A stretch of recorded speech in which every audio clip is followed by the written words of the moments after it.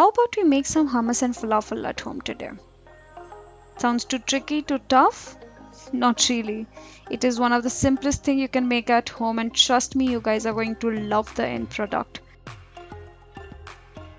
For this, I've just taken 2 cups of chickpeas and I have soaked them overnight for around 8 to 12 hours. In the morning, you can see that the chickpeas have doubled in size, and this is what we're looking for. We're going to use half of it for hummus and half of it for falafels. We will first make the tahini paste. For the tahini paste, I'm taking 1/4 cup of sesame seeds. I'm going to dry roast it for a few minutes on low to medium flame. Make sure you do not roast it too much. We do not want it to change its color. We just want it to be aromatic. Once that is done, I'm going to transfer it into our grinding jar.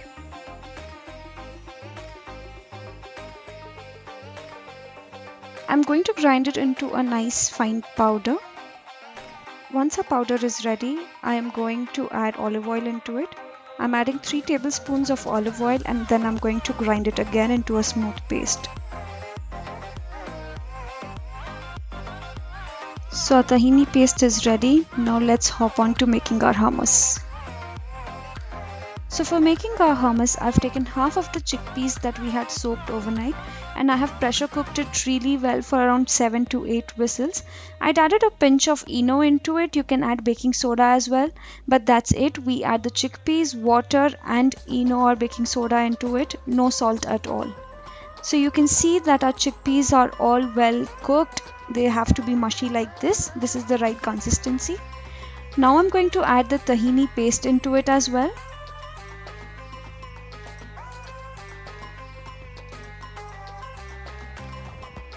I'm going to add 1 tablespoon of lemon juice into it, around 3 to 4 cloves of garlic chopped, around 1 teaspoon of salt, and half a teaspoon of cumin powder.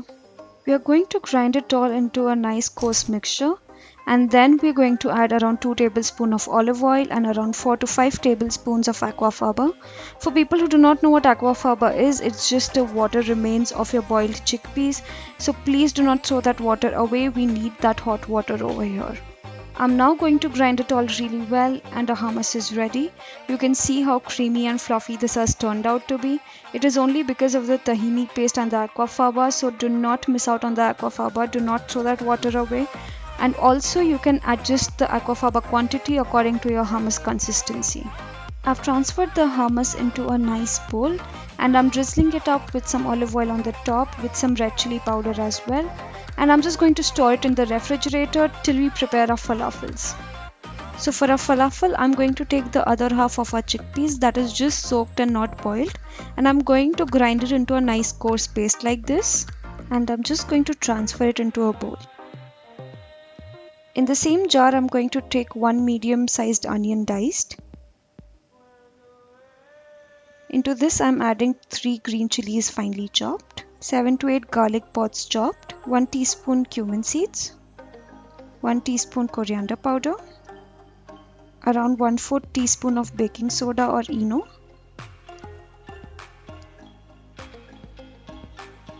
1 teaspoon of salt, and half a cup of coriander leaves. We are going to grind all this into a coarse mixture and then mix this with the chickpeas that we had grinded earlier. So here I am grinding our chickpeas and the other items separately and then mixing it together. But if you have a food processor which can mix all of this and grind it together, then go ahead. Put all of it inside your food processor and grind it. I'm just showing this for people who have normal mixer and just have this dry grinder. Then for those people, grind them separately. That is how you will get a nicely mixed mixture like this. So as you can see, our falafel mixture is all ready now. It should look something like this.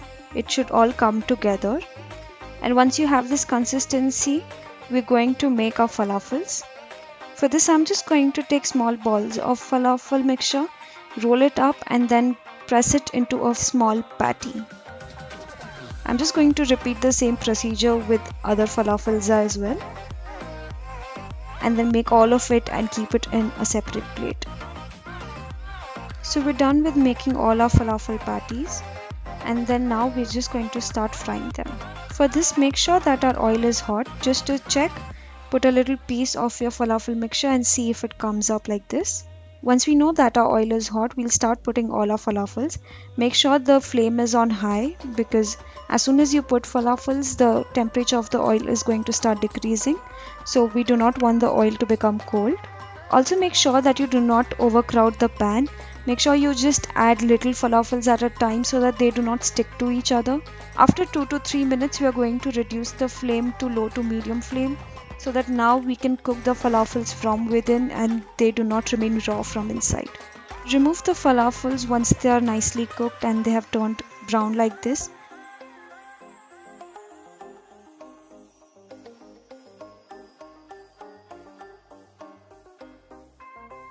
Keep it on a kitchen towel or tissue so that all the excess oil is soaked. So our hummus and falafel is all ready and it looks amazing. It tastes even better. The falafel has turned out to be really crispy and all well cooked from inside. The hummus is fluffy and creamy and you're just going to love this. I bet on it. Also, you can store the hummus in refrigerator for around 7 to 8 days. You can also freeze it out for around a month or two.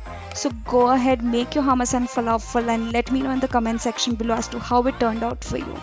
If you like this video, then please do not forget to hit the like button and do subscribe to my channel.